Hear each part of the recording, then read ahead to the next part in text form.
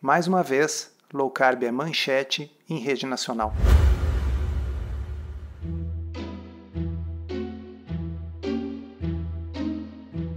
Comida sem filtro. Saúde, low carb, estilo de vida, evidências científicas e, claro, nossas opiniões. Toda semana um episódio novo e gratuito para você. Comigo, Dr. Souto. E comigo, Sari Fontana. Para ser avisado a cada novo episódio e receber as referências bibliográficas no seu e-mail, cadastre-se em drsolto.com.br/podcast.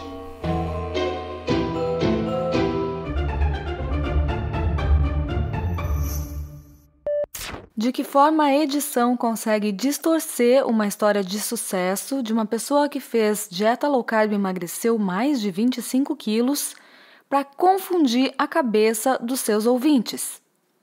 Já que a edição foi feita de forma a confundir a sua cabeça, nós fizemos o contrário. Nós refizemos a edição com os meus comentários, deixando claro que a forma com que você conta a história pode passar uma mensagem completamente diferente. Agora a gente vai falar de dieta para perder peso. Sim. Uma das teclas que a gente mais bate aqui, né, é que a dieta boa é aquela baseada na reeducação alimentar. Perfeito. A questão aqui é o que é reeducação alimentar? Na forma que é normalmente utilizada e na forma que está sendo utilizada nesta reportagem, neste contexto, reeducação alimentar é aquilo que quem escreveu a matéria defende.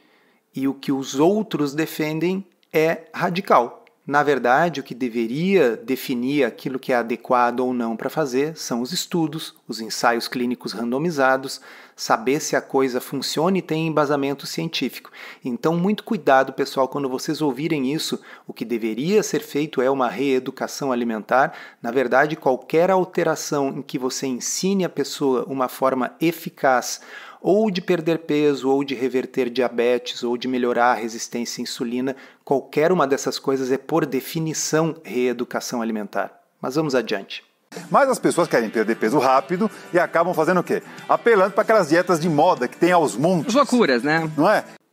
Vamos então falar um pouquinho de dietas da moda. Veja, há um grande problema aqui, porque algo estar na moda ou não define a validade dessa coisa, não define se ela funciona e não define se é bom ou ruim. Eu vou dar um exemplo para vocês. Exercício físico, corrida de rua, é uma coisa que está na moda. Isso torna ruim? Isso significa que a gente não deveria fazer? Por outro lado, pesquisar adequadamente antes de escrever um texto dito jornalístico é uma coisa que está cada vez mais fora de moda. Isso não significa que não seja bom e que não devesse ser feito. Então, é muito ridículo e um argumento retórico bem pobre o de acusar uma coisa que você vai definir de ser ruim porque é da moda.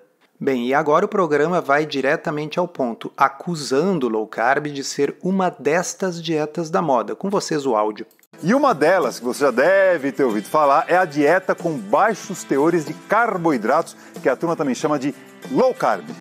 Então não precisa ser um gênio para perceber que existe uma linha editorial aqui de desde o início pintar a low carb como uma simples dieta da moda.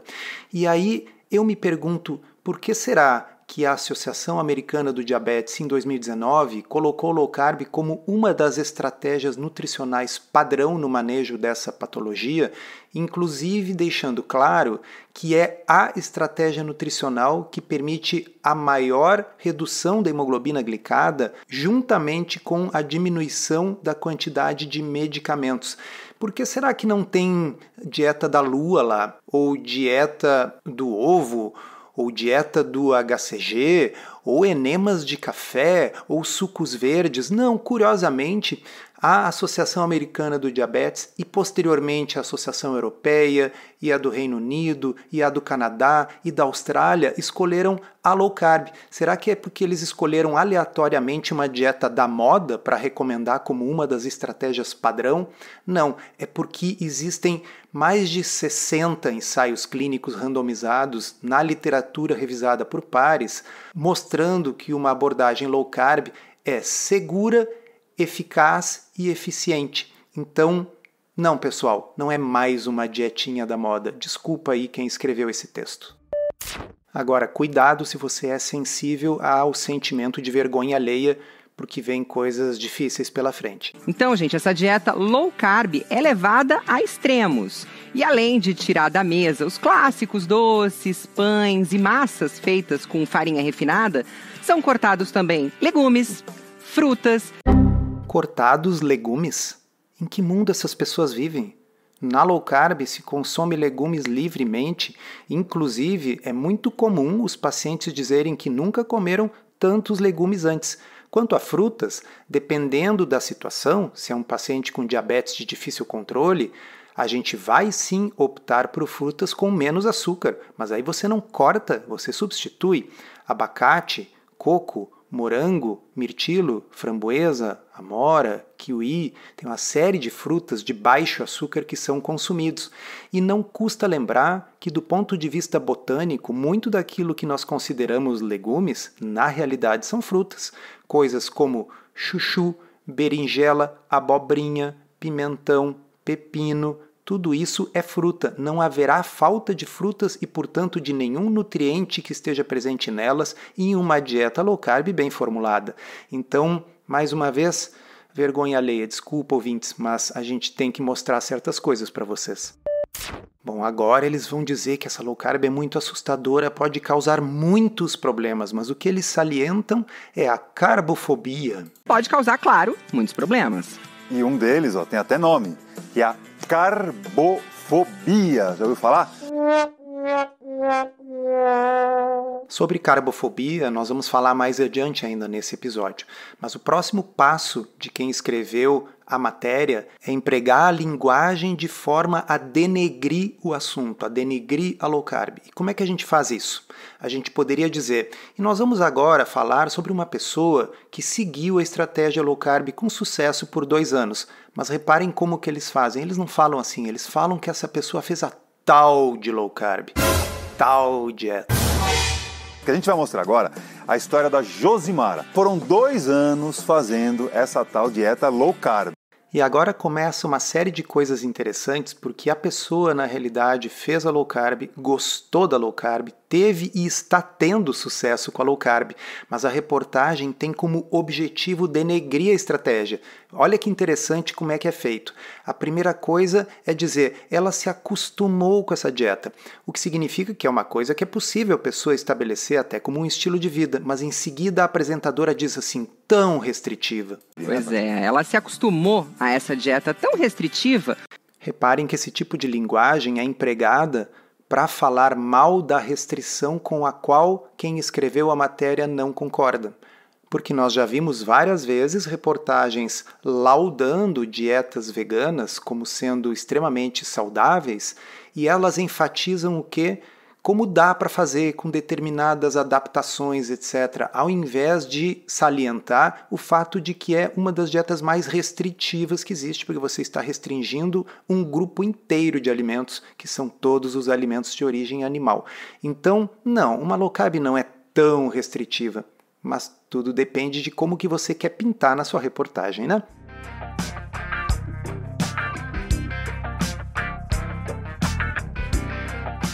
A seguir, mais uma afirmação factualmente errada. Ela fala agora que é uma dieta com 0 carboidrato.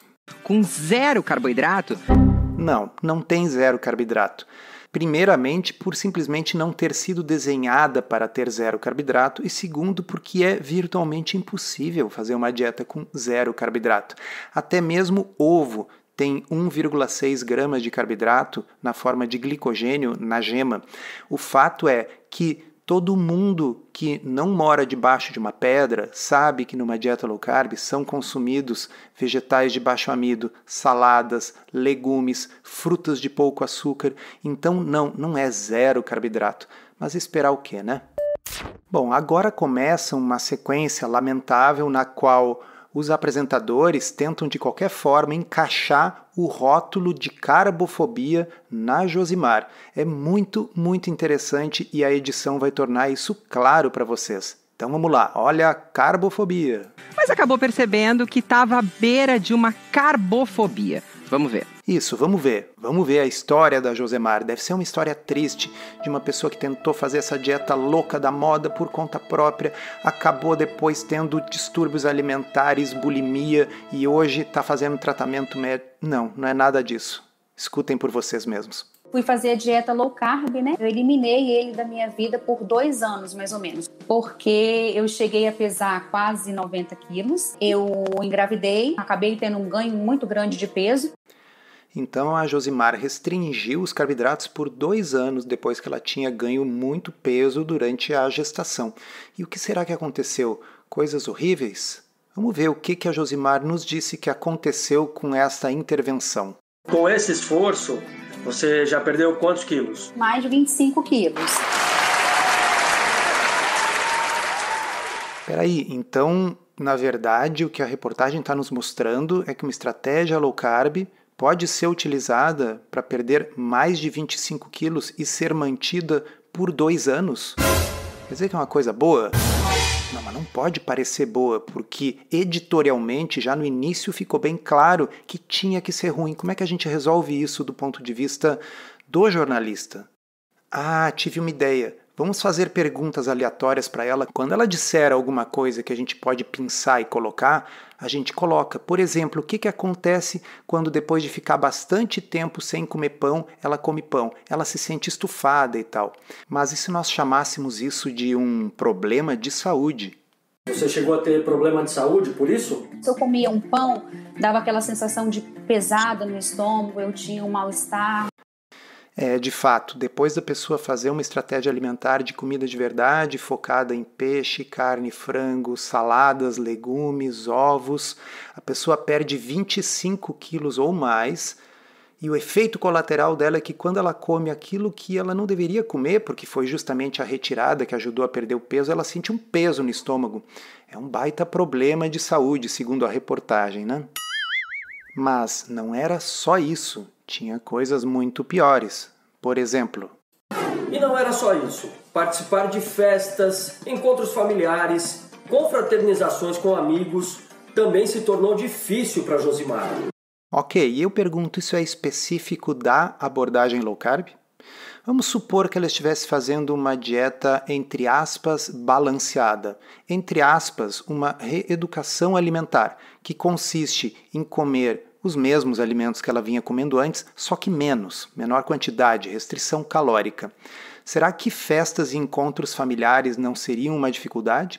Será que se ela comer da mesma forma que os outros familiares e amigos e pessoas presentes na festa estão comendo, pessoas que não estão precisando ou não estão querendo perder peso, será que isso vai impactar no sucesso dela?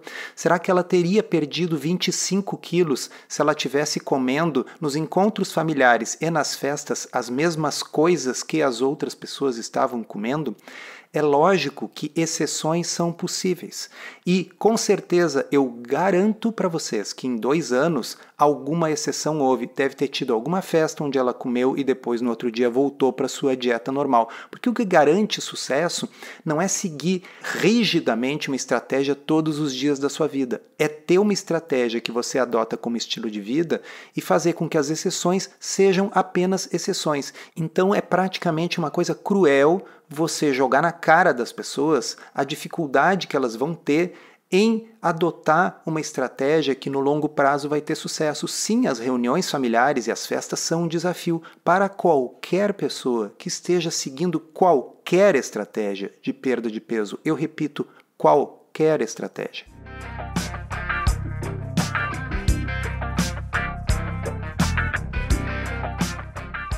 Agora, vocês lembram quando a apresentadora disse que ia ser uma dieta muito radical que tira todo o carboidrato até a salada? Presta atenção no que a Josemar vai dizer agora. Sempre tinha aquela mesa de salada que era que eu podia estar ali do ladinho. Então, pessoal, anota aí na redação. Para não passar mais vergonha alheia, low carb inclui salada. E, inclusive, comer salada é considerado uma coisa boa por todos os nutricionistas. Não vamos xingar a pessoa porque ela come salada numa festa. Mas sim, eu sei, o problema é o que vem a seguir. Ela diz que não estava comendo, por exemplo... Enquanto as outras de massa e tal, eu estava sempre recusando. Aí acontece o seguinte, Nem sempre a única alternativa é salada em massa. Frequentemente vai ter alguma proteína para comer. Então, o que normalmente se faz em low carb é fazer exatamente o que ela fez e por isso teve sucesso e perdeu 25 quilos.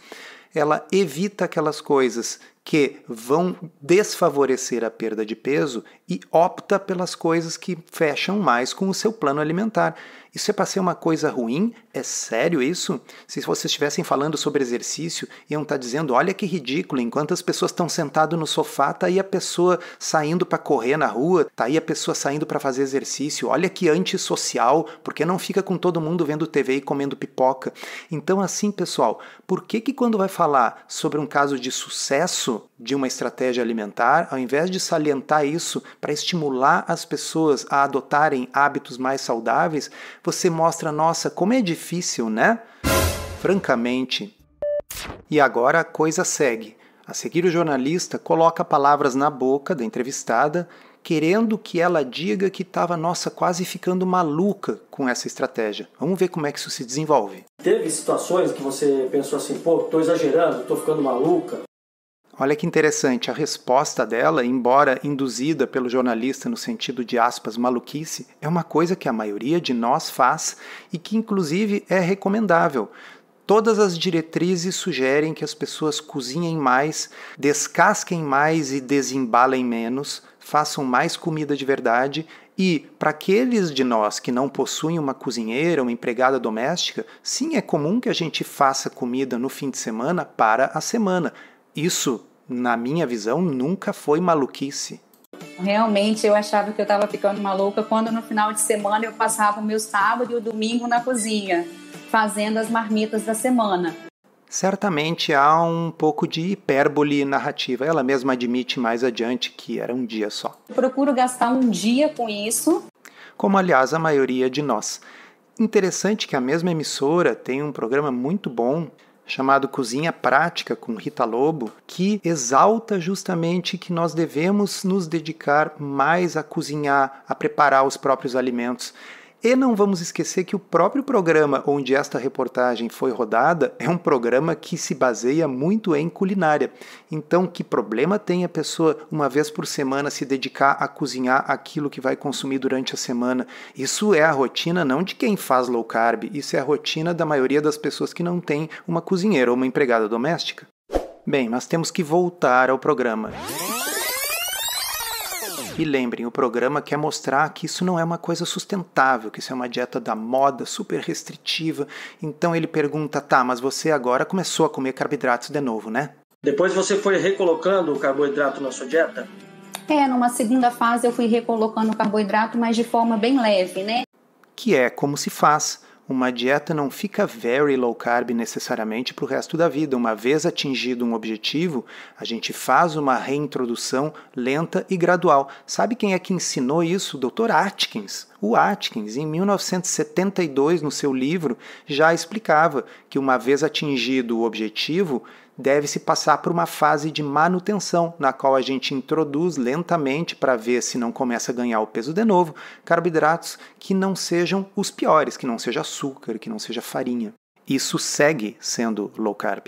Ele segue questionando e ela segue reafirmando que continua fazendo a dieta, que ela liberou um pouquinho mais os carboidratos porque está numa fase de manutenção, mas ela deixa claro que ela segue seguindo a dieta. Por exemplo, que arroz ela perdeu interesse, não come mais. Em outras palavras, aquilo que é super radical e que depois nesta reportagem eles vão dizer que não adianta, não tem como seguir e o peso vai voltar todo de novo, a entrevistada deles está mostrando que dá para fazer e que ela segue fazendo e que ela adotou como estilo de vida. Preste atenção. A terceira fase é a que você tá, né? Eu me liberei, mas eu continuo sempre fazendo a dieta, não como arroz. É como se eu tivesse perdido o paladar com arroz. Ele não faz diferença, ele não faz falta no meu prato. Podia parar por aí, né? Dizer, olha que legal, um caso de sucesso. Se você tiver interesse, procure um nutricionista, procure um médico para ajudar a orientar. Não, eles têm que insistir na história da tal carbofobia, colocar as palavras na boca dela. Olha só. Você considera que você tenha ou tenha tido carbofobia? E o mais engraçado, pessoal, é que ela diz que não. Ela diz que não, e ainda assim a reportagem vai continuar falando sobre carbofobia. Cara, qual é o problema de vocês? Eu acredito que eu não tenha tido transtorno, não. Foi uma decisão mesmo, não foi uma fobia, não. Sim, porque está ficando cada vez mais claro que quem tem fobia a low carb é quem escreveu essa reportagem. Não se trata de fobia. Ela estava com obesidade, ela procurou o médico que sugeriu para ela a estratégia mais eficaz, segundo a literatura. Ela aplicou e está aplicando a estratégia e tendo sucesso. Fobia a gente tem que ter de dizer e ouvir certas coisas, né? Dieta mágica existe? Não, não existe dieta mágica, não existe. Como dizia um professor meu de literatura, nossa, nasceu uma flor no esterqueiro. Finalmente alguma coisa com a qual dá para concordar. De fato não existe dieta mágica. Ela perdeu 25 quilos porque naquela festa da família ela não ficava comendo macarrão. Mas sim, eu não sou ingênuo. É óbvio que o objetivo era dizer assim, viu, essa dieta da moda, isso são dietas mágicas. E, no entanto, bom, se isso é uma dieta mágica, é porque mágica existe. Afinal, ela perdeu 25 quilos e está mantendo e segue aplicando a estratégia. Inclusive, ela agora vai colocar uma coisa muito importante que explica que não é mágica, que requer esforço, como qualquer estratégia na vida que dê resultado. E escutem o que ela vai dizer e se perguntem, o que ela fez não é uma reeducação alimentar? Eu costumo dizer que é um dia de cada vez, né? Não se perde 30 quilos se você não perdeu o primeiro quilo. Então, é devagarzinho mesmo. É isso aí, não é mágica. A gente precisa se reeducar e viver um dia de cada vez. Agora, por que essa reeducação não pode ser, por exemplo, low carb? Nós não estamos dizendo que low carb é a única estratégia. Apenas respeitem a própria entrevistada que teve e está tendo sucesso com essa estratégia.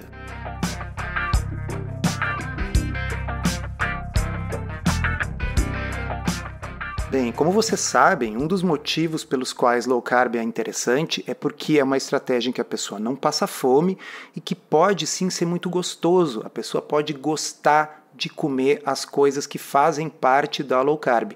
E é o caso da entrevistada.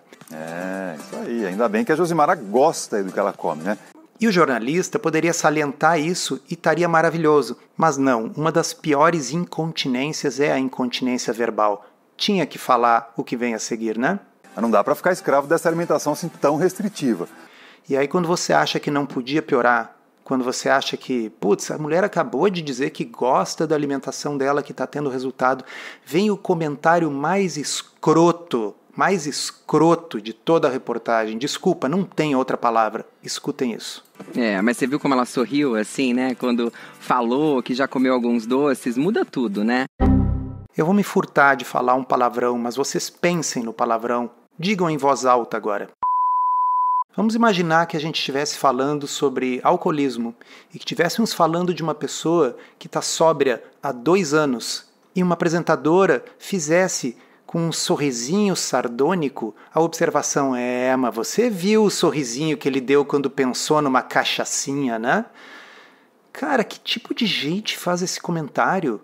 Isso deveria ser uma reportagem mostrando o sucesso. Assim, é difícil, pessoal, trabalhar com obesidade. É difícil ter sucesso no emagrecimento e ainda mais difícil manter. Existe uma palavra do alemão chamada Schadenfreude, não sei se estou pronunciando corretamente, mas significa o sentimento de alegria ou satisfação perante o dano ou o infortúnio de terceiros. Essa palavra descreve exatamente isso. Nossa, a pessoa está tendo sucesso com aquilo que nós dissemos que era uma dietinha da moda, que não era sustentável e que era radical. Mas você viu, né? Você viu o sorriso que ela deu quando furou a dieta, comeu um doce. Logo ela vai estar aqui que nem nós, comendo doce, vai engordar tudo de novo. Cara, não tenho palavras. Mas, voltando à história de dieta da moda, uma dieta da moda, vamos dizer assim, a dieta do chá, a dieta do ovo, não é uma coisa que o médico prescreveria, né? Mas olha isso. Tudo bem que ela fez com acompanhamento médico e isso é muito legal. É muito legal, mas também significa que não é uma dietinha da moda. Como a gente já falou antes, tem ensaios clínicos randomizados, tá em diretriz. Então, pessoal, vamos estudar antes de escrever roteiro. Vamos? Voltamos então, sabe o quê? Adivinhe? A história da carbofobia, eles estão insistindo nisso. Então, eles foram pedir a opinião de uma médica, cujo nome eu retirei aqui do áudio, porque o objetivo não é criticar uma pessoa específica, e sim criticar a forma como a reportagem foi feita. E olha, nós fomos ouvir a especialista que explica que o termo carbofobia não é uma doença em si, mas um comportamento que pode ser gerado por crenças ou informações equivocadas sobre o assunto. E olha, é verdade, realmente pode surgir eventualmente uma carbofobia. A pessoa não quer comer nem tomate porque tem medo do carboidrato que está ali, mas isso é uma coisa que se corrige pela orientação do nutricionista, pela orientação médica, e isso pode acontecer com qualquer estratégia de dieta. Pessoas também podem ficar extremamente fixadas em calorias numa dieta tradicional, portanto, não é uma crítica válida para a low carb. E de qualquer forma, a nossa paciente já nos disse que ela não desenvolveu nenhum transtorno? Eu acredito que eu não tenha tido transtorno, não. Foi uma decisão mesmo, não foi uma fobia, não. Mas eles ainda não estão prontos para largar essa linha editorial da carbofobia. O que pode levar a pessoa a ter carbofobia? O sucesso dessas dietas low carb Sinal que tem sucesso, então. tem feito as pessoas acreditarem que retirar o carboidrato da alimentação é a única forma delas atingirem a saúde, delas conseguirem manter um peso mais baixo. De fato, eu concordo com a doutora. Não é a única forma, está longe de ser a única forma. É simplesmente uma das formas que comprovadamente funciona. E como obesidade, sobrepeso, diabetes são problemas graves e crescentes no nosso meio, a gente não deveria falar mal de uma estratégia que comprovadamente funciona. A gente deveria dizer, olha, é mais uma opção. Se você se adapta bem com essa opção, se você gosta dessa estratégia, siga. Existe evidência científica e o exemplo da entrevistada mostra que é bom. Mas não, né?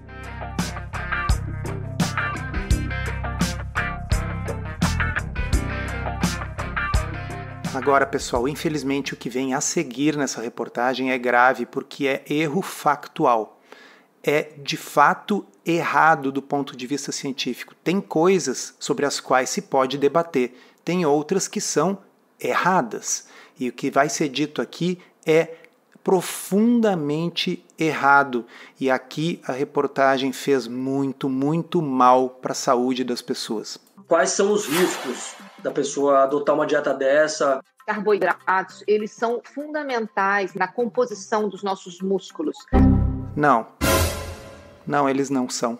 Na verdade, os músculos são compostos fundamentalmente de proteína. Em termos de macronutriente alimentar, a proteína é importante e é necessário que haja suficiência de calorias, que não precisam necessariamente vir de carboidratos. A gordura fornece calorias também. Mas a questão aqui é um pouco mais grave. A gente sabe, existem estudos, existem ensaios clínicos randomizados sobre esse assunto, e eu vou citar alguns para vocês. Em 2014, foi publicado no Annals of Internal Medicine um ensaio clínico randomizado comparando uma dieta low carb com uma dieta low fat, e foi um estudo de 148 indivíduos por 12 meses, e o que ficou demonstrado é que o grupo low carb perdeu mais peso e que especificamente perdeu mais gordura, e o percentual de massa magra do grupo low carb era maior e não menor no final do estudo. Observem que não são evidências novas, um estudo que saiu semana passada e, portanto, a pessoa poderia não saber. Existe um ensaio clínico feito em 2012, publicado no Journal of the International Society of Sports Nutrition, no qual as pessoas eram ginastas de elite, ou seja, essas que participam das Olimpíadas, da Itália mais especificamente. As atletas foram submetidas à mensuração de composição corporal antes e após 30 dias de uma dieta ocidental padrão, essa entre aspas balanceada, e após 3 meses de intervalo o mesmo processo foi repetido, mensuração, só que agora dieta cetogênica, uma em que realmente a quantidade de carboidratos é muito baixa, e nova mensuração após 30 dias. A rotina de treino super pesada foi mantida inalterada durante todo esse período. Eu sei que o pessoal diz que, nossa, precisa de glicose para subir um lance de escadas. Não, pessoal, eles treinam para competições da equipe olímpica de elite de ginástica numa dieta cetogênica e dá certo. E o resultado do estudo foi o seguinte: essas atletas que já eram super magras e super treinadas, ainda assim perderam cerca de 400 gramas com low carb quando comparado com a dieta ocidental. E aí vocês vão dizer, mas perderam músculo. Não, a gordura corporal caiu 2 quilos em 30 dias nessas atletas, repito, já magras, o que significa que a massa muscular não apenas foi perfeitamente preservada, mas o estudo sugere que tem aumentado em cerca de 300 gramas durante a restrição absoluta de carboidratos. Só não houve diferença estatística para afirmar que houve esse aumento de massa magra em atletas já super treinadas, mas não houve perda. E por fim, um estudo mais recente de 2017, publicado no International Journal of Sports and Exercise Medicine, tem o seguinte título: uma dieta low carb, cetogênica, combinada com 6 semanas de treinamento de CrossFit melhora a composição corporal e a performance. O título já diz tudo, né, pessoal? Então, o que aconteceu aqui foi o seguinte: quando comparado ao grupo que estava fazendo a dieta ocidental padrão, ou seja, a dieta balanceada, entre aspas, equilibrada, entre aspas, o grupo que fez uma dieta low carb cetogênica em 6 semanas e treinando CrossFit, sim, é possível treinar CrossFit em low carb, tiveram uma redução significativa do percentual de gordura corporal, da massa gorda, do peso, do índice de massa corporal, ao mesmo tempo que mantiveram a massa magra, não houve perda de massa magra e houve melhora da performance. O estudo está publicado, é um ensaio clínico, então quando a gente vai dizer uma coisa, não dá para tirar da cabeça ou pior, de outros lugares. A gente tem que basear as nossas afirmações como profissionais nos estudos científicos, não em opinião e também não em mecanismo, porque na faculdade eu aprendi que o ciclo de Krebs, não, tem que ver a realidade. A realidade tem primazia sobre os mecanismos e nenhum desses estudos foi publicado semana passada ou mês passado. O mais recente que eu citei aqui é de 2017, dava tempo para saber e evitar o embaraço de falar certas coisas. E repare, pessoal, eu não estou aqui debatendo se low carb é a melhor estratégia para ganhar massa magra. Se o sujeito é magro, saudável e quiser comer carboidrato junto com proteína e treinar porque ele quer ser um fisiculturista, tá ótimo. Se o atleta de alta performance quiser consumir bastante carboidrato, tá tudo bem.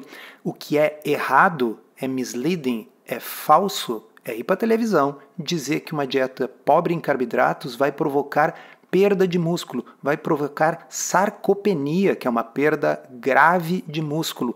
Essas atletas da Itália ficaram com sarcopenia? Essas pessoas que estavam treinando CrossFit ficaram com sarcopenia? Não, isso não é verdade, isso é factualmente errado e tem que ser dito aqui com todas as letras. Pessoas que não utilizam carboidrato na alimentação, elas podem desenvolver sarcopenia, que é a redução da massa magra, do tecido muscular no organismo. Com base nos estudos científicos que eu já citei aqui, não são os únicos, mas apenas com base neles, a gente pode pular para a próxima parte porque é constrangedor continuar falando sobre isso. Só que, infelizmente, piora. Porque a próxima afirmação agora, ao contrário da história da massa muscular, que pelo menos existe um mito leigo que circula na sociedade, as pessoas imaginam isso, não conhecem os estudos e falam, mas o que vai ser dito agora, eu não sei de onde a pessoa tirou isso, desculpa. E isso, num longo prazo, traz consequências danosas, entre elas a perda de massa óssea, de osteoporose. Eu vou aqui fazer uma interpretação, digamos, caridosa do que possa ter levado a uma afirmação tão absurda.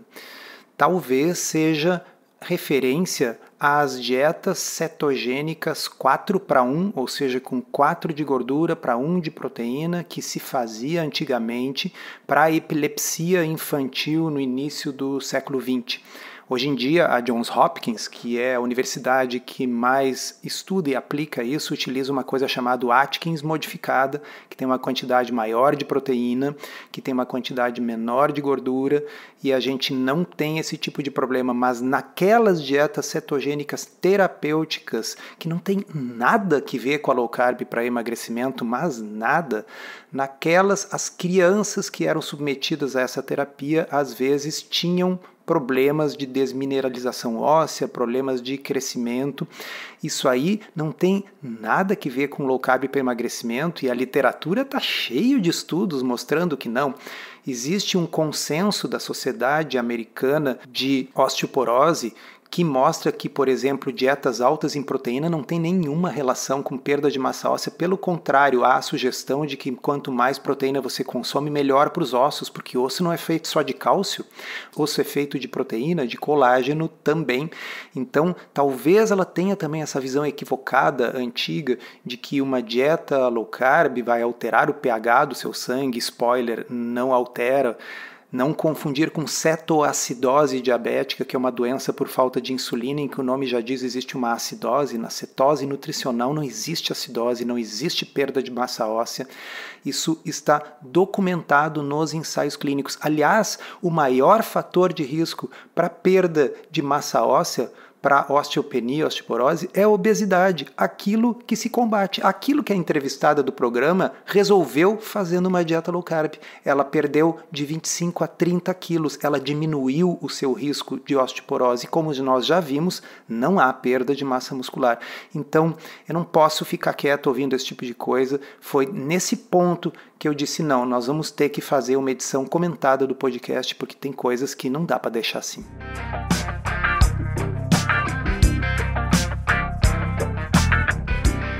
Se não bastasse todas essas alegações não substanciadas utilizadas para assustar desnecessariamente quem está tentando seguir uma estratégia low carb, veio ainda mais este trechinho. Dentre outras consequências, como as cardiovasculares também. Que consequências cardiovasculares? Por acaso os ensaios clínicos randomizados de dieta low carb para emagrecimento, ou para diabetes, ou para síndrome metabólica, mostram um risco cardiovascular aumentado? Não apenas a resposta é não, como inclusive esse foi o tema do episódio 22 aqui do nosso podcast. Um novo estudo publicado no American Journal of Clinical Nutrition, um ensaio clínico randomizado com 5 meses de duração e a alimentação toda fornecida pelo estudo para garantir a adesão ao tratamento, mostrou que o risco cardiovascular se reduz mais no grupo low carb do que nos 2 outros grupos que foram estudados. Esse estudo foi repercutido no New York Times e depois saiu repercutido no jornal O Globo, com o seguinte título: ao contrário do que se pensava, dieta low carb pode ajudar a saúde do coração, mostra estudo. Ao contrário do que eles pensavam, porque quem estuda o assunto já sabia isso há muito tempo.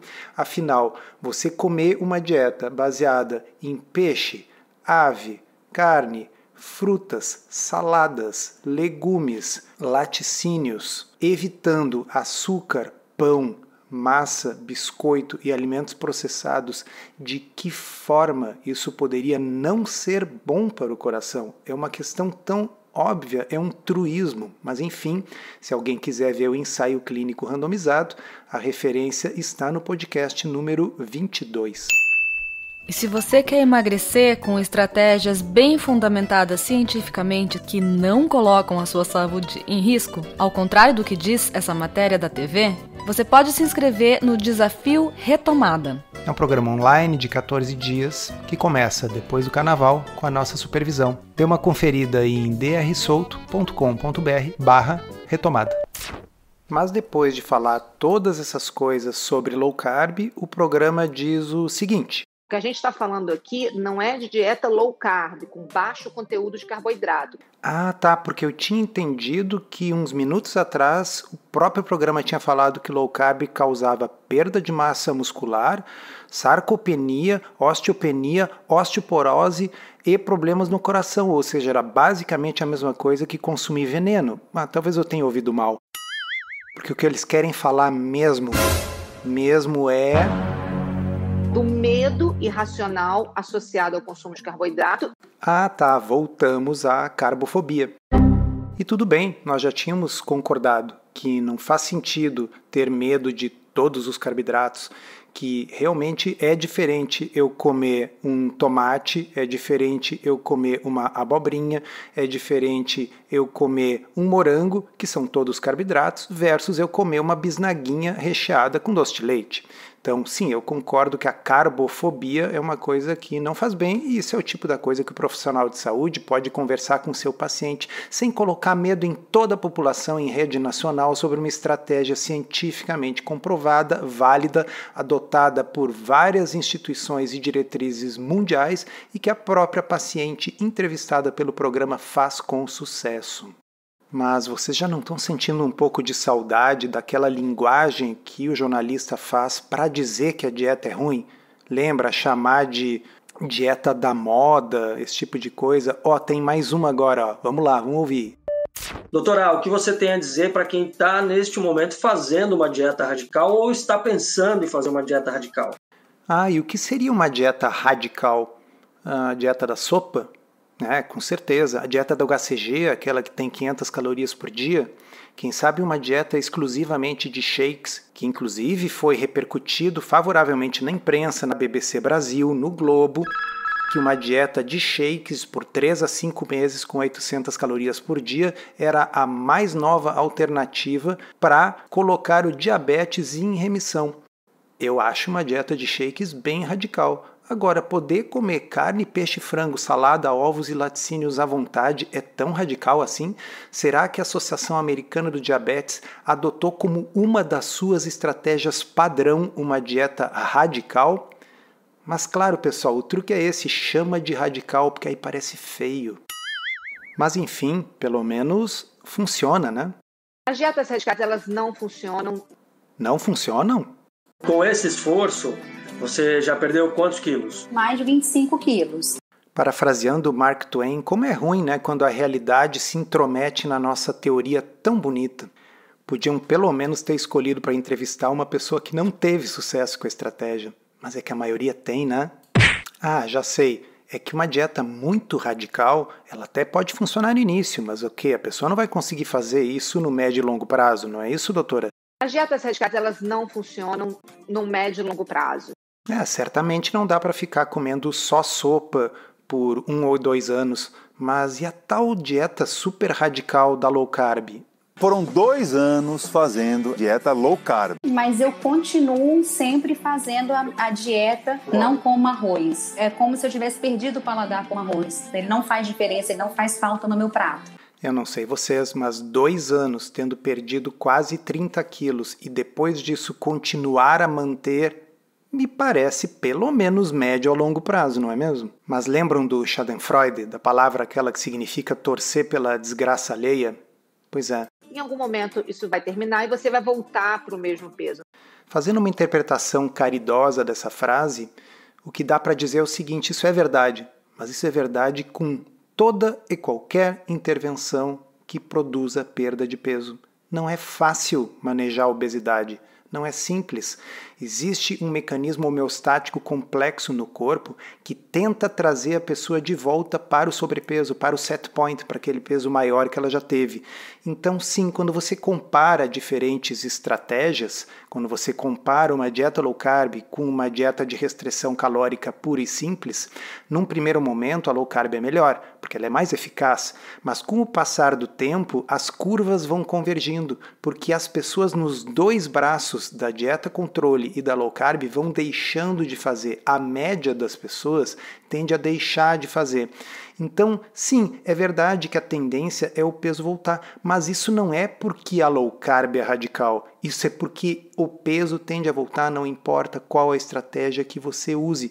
E o que está se fazendo aqui é desestimular que pessoas como essa que está tendo um excelente resultado continuem, porque você está falando em rede nacional sem base científica nenhuma, mal de uma estratégia cientificamente comprovada e que funciona e que, repito, a pessoa entrevistada pelo próprio programa de televisão mostra que funciona.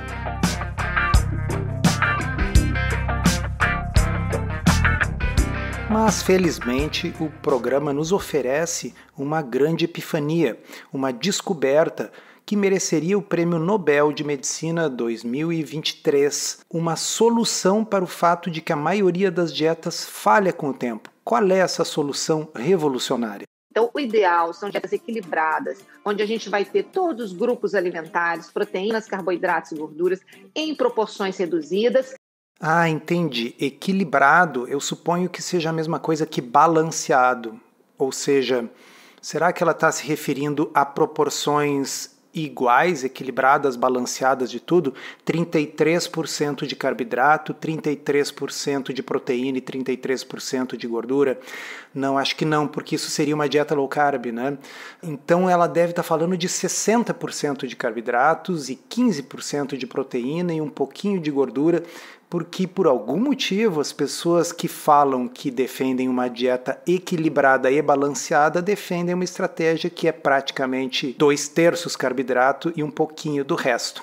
Mas e se a pessoa fizer isso, como é que ela vai emagrecer? Ora, basta comer em proporções reduzidas.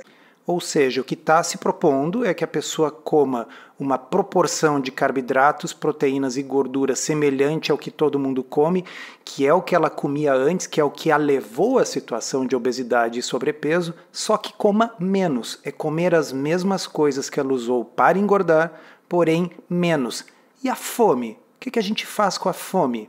E qual é o estudo, qual é o ensaio clínico randomizado que mostra que essa estratégia aqui é melhor e que a chance de em 1 ou 2 anos o peso ter voltado todo é menor com essa estratégia com que a low carb? Por favor, se vocês souberem, se tiver um ensaio clínico randomizado que mostra que uma dieta, entre aspas, balanceada, vai fazer com que você tenha uma chance menor de reganho de peso ao final de 1 ano ou 2 anos, mande aqui e eu vou fazer questão de repercutir num outro episódio do podcast. Eu desconheço. Você ouviu aí, hein? Nada de cortar carboidrato assim, ó, de uma hora para outra, né?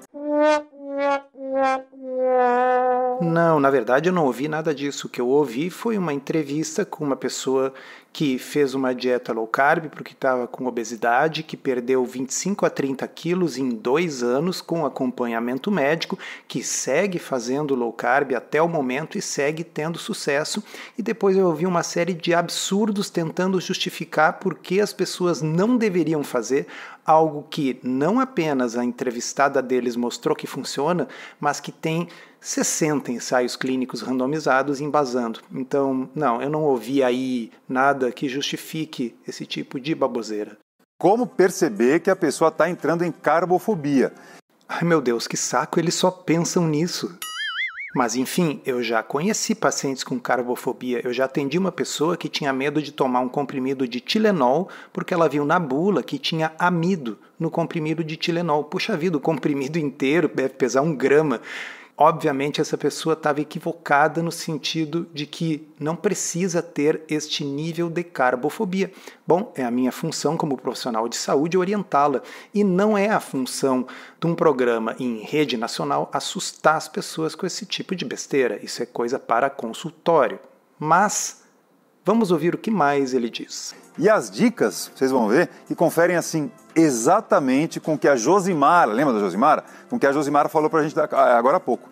Ah, é mesmo?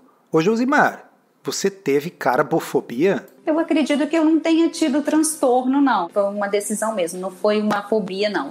Então, pessoal, se não for por ética, pelo menos por vergonha alheia, deixa a mulher em paz. Ela já disse que não teve carbofobia. Vocês é que não pensam em outra coisa. Como é que a pessoa pode perceber que ela está caminhando para essa situação? Normalmente a primeira refeição que é afetada, né, tende a ser o café da manhã. Então é comum ela pular essa refeição, ou ela comer apenas ovos ou queijo, proteínas, né, fonte de proteínas, tirando pães, tirando cereais. Quer dizer que não comer pão e cereal no café da manhã já é um caminho para a carbofobia. Veja bem, existe ensaio clínico randomizado mostrando que se você substituir essas coisas por proteína no café da manhã, se come menos calorias no dia inteiro e se provoca emagrecimento. Isso é ciência, isso não é carbofobia, tem outro nome. Agora vem um trecho muito interessante, porque eu nunca vi alguém achar ruim uma refeição composta de proteínas, saladas e legumes. Na realidade, isso é o exemplo da refeição saudável. Por outro lado, eles mesmos não conseguem se decidir nesta reportagem, cujo objetivo é falar mal de low carb, se low carb afinal tem legumes ou se não tem legumes. Então, ouçam esse trechinho. Compondo, né, a refeição só com proteínas e legumes e verduras. São cortados também legumes. São cortados também legumes. Compondo, né, a refeição com proteínas e legumes e verduras. Então, deixa eu ver se eu entendi. Segundo a reportagem, low carb corta legumes. Mas segundo a reportagem, se você comer proteína com legumes, você é carbofóbico. Então, tem legumes, mas não tem legumes. É o legume de Schrödinger. Para quem lembra a história do gato de Schrödinger, aquele que está vivo e morto ao mesmo tempo, aqui ele é o legume que existe na low carb e não existe ao mesmo tempo. Então, falando sério, pessoal, todo mundo sabe que low carb tem legumes e tem salada, e o que eles estão fazendo é tentar de alguma forma falar mal. Quando é para falar mal dizendo que não tem salada e legumes, mentem. E quando é para dizer que é carbofóbico, dão como exemplo um prato com proteína e salada e legumes. É assim o nível do jornalismo, né? Quando parece que a parte mais atroz já terminou, vem uma parte meio desconexa, mas eu entendo, é dinâmica de televisão, o pessoal sempre tem que botar uma mesa com comida em cima para ocupar tempo e falar coisas. E, nossa, foi um verdadeiro festival. A gente vai mostrar para vocês. Muito bom. E a gente tem aqui agora, né, tá, 3 montagens, né, com carboidratos. E quem ajudou a gente a montar foi a nutricionista. Tem que ficar atento não só às calorias consumidas, mas há uma coisa que chama índice glicêmico de cada um, que é a velocidade com que o alimento vai virar açúcar no nosso sangue, né? É isso aí. Ué, mas então de uma hora para outra começou a ser importante se o alimento faz a nossa glicose subir rapidamente ou não? Porque a dieta que se preocupa com isso chama-se low carb. E, inclusive, o prato que foi chamado de carbofóbico, aquele que é baseado em legumes, verduras e proteínas, é o prato de baixo índice glicêmico. Que interessante, né? Mas, enfim, esperar a coerência interna desse texto é pedir demais, né? Nessa primeira mesa aqui, nós temos os alimentos com baixo índice glicêmico, ou seja, que vão demorar mais para virar açúcar. E por isso eles são considerados melhores para consumo. Meu Deus, interna num manicômio, ela é carbofóbica. Falando sério, passaram um programa inteiro dizendo que isso é irrelevante, que é carbofobia se preocupar com essas coisas, e agora ela está explicando por que é bom que os alimentos façam a glicose subir lentamente no sangue. E chegou a hora de falar da primeira mesa de alimentos de baixo índice glicêmico. O que você, ouvinte, espera que estará nessa mesa? Eu esperaria legumes, saladas, esperaria frutas como abacate ou coco, e com certeza esperaria por carnes de todos os tipos, peixe, frango, frutos do mar, os laticínios como queijo, como requeijão, até os frios como presunto, linguiça, salame. Vocês já podem imaginar que não será nada disso, né?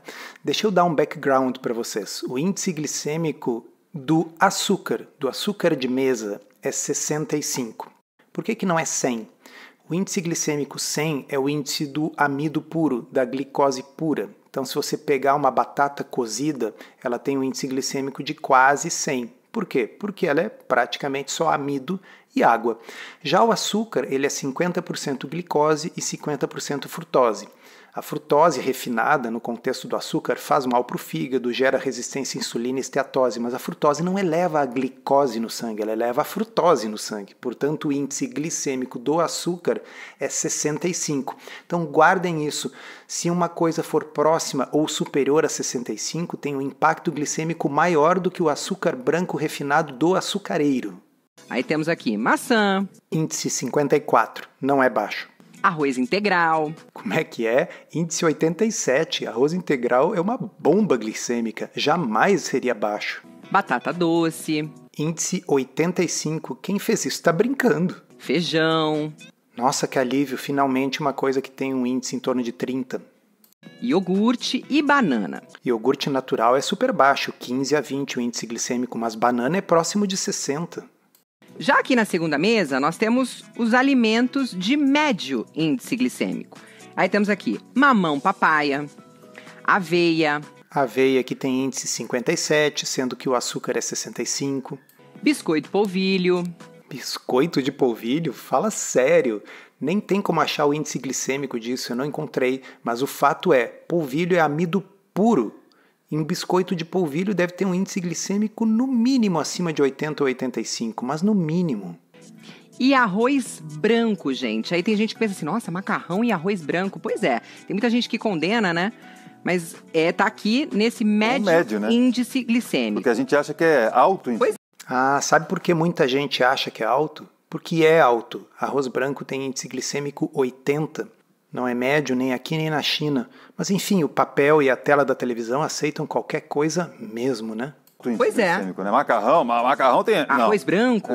Tá no médio. E o alto, olha só, a gente passou aqui, temos melancia, inacreditável. Que eu olhei aqui a melancia e falei, não é possível. Alto, pois é.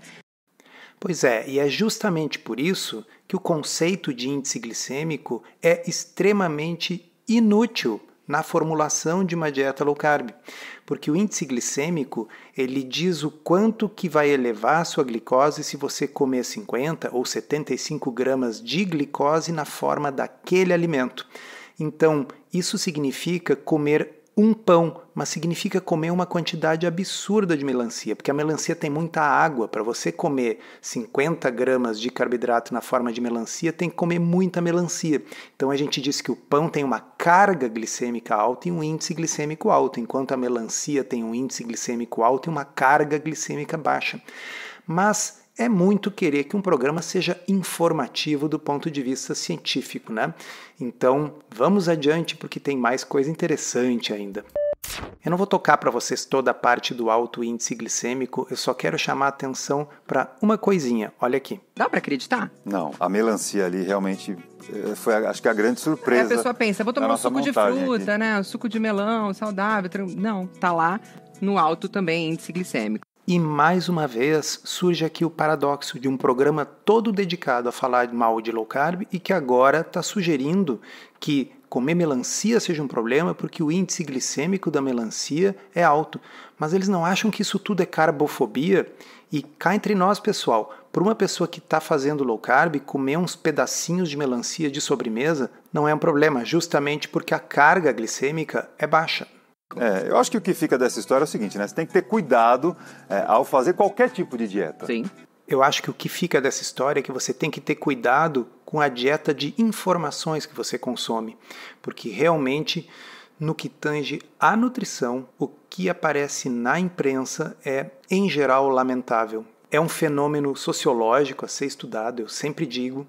Como é possível que veículos que têm alguma respeitabilidade possam falar tanta bobagem quando o assunto diz respeito à nutrição? Então fica a dica, cuida com a sua dieta de informação. Encerramos assim esse episódio do Comida Sem Filtro, que foi idealizado, roteirizado e produzido por nós. Se você gostou, divulgue para os seus amigos e inscreva-se na sua plataforma preferida para não perder nenhum episódio. As informações contidas neste podcast são apenas para fins informativos e podem não ser apropriadas ou aplicáveis às suas circunstâncias individuais. Este podcast não fornece aconselhamento médico ou profissional e não substitui a consulta com um médico e ou nutricionista. Não use este podcast para diagnóstico ou tratamento médico. Qualquer sugestão é apenas uma recomendação geral, que não é específica para qualquer pessoa ou doença em particular.